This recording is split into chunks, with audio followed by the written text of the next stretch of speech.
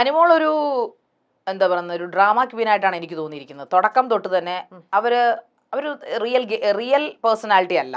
അവര് അങ്ങനെ ഫേക്ക് കളിക്കാൻ പറ്റുമെന്നൊരു പക്ഷെ അനുമോള് തെളിയിക്കുമായിരിക്കും. എനിക്ക് പുറത്ത് ഞാൻ അറിയുന്നത് അനുമോൾ എല്ലായിടത്തും ഇങ്ങനെ എനിക്ക് അറിഞ്ഞൂടാ ഒരു വ്യക്തി എല്ലായ്പ്പോഴും ഇങ്ങനെ എക്സ്പ്രഷൻ ക്യൂനായിട്ട് നടക്കാം.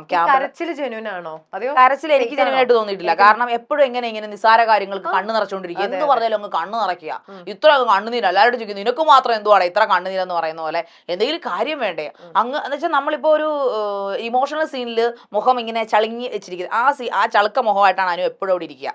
ചിലപ്പോൾ ചിരിക്കും, ചിലപ്പോൾ കരയും, ചിലപ്പോൾ ഇങ്ങനെ സ്തബ്ധയായിട്ടിരിക്കുന്ന കാണാം, ചിലപ്പോൾ ഇങ്ങനെ രൂക്ഷമായിട്ട് നോക്കുന്ന കാണാം. അങ്ങനെ എന്തൊക്കെയോ ഭാവപ്രകടനങ്ങൾ മിന്നി മായ്ക്കുന്നു. പിന്നീടാണ് ഞാൻ അറിയുന്നത് ബിഗ് ബോസ് തന്നെ കളിയൊക്കെ ഉണ്ടായി കൃത്യമായി ഷോട്ടൊക്കെ വെക്കുന്ന എവിടാന്ന് അറിയാല്ലേ അനു എന്ന് ചോദിക്കുന്നുണ്ട് അതിനകത്ത്. അപ്പോൾ അനു എനിക്ക് പിന്നീട് പുറത്തിറങ്ങി കഴിഞ്ഞപ്പോൾ മനസ്സിലായി അനു ഇതും കൂടെ കണ്ടിട്ടാണ് അവൾ നന്നായിട്ട് ഗെയിം പഠിച്ചിട്ട് വന്ന ഒരാളാണ്.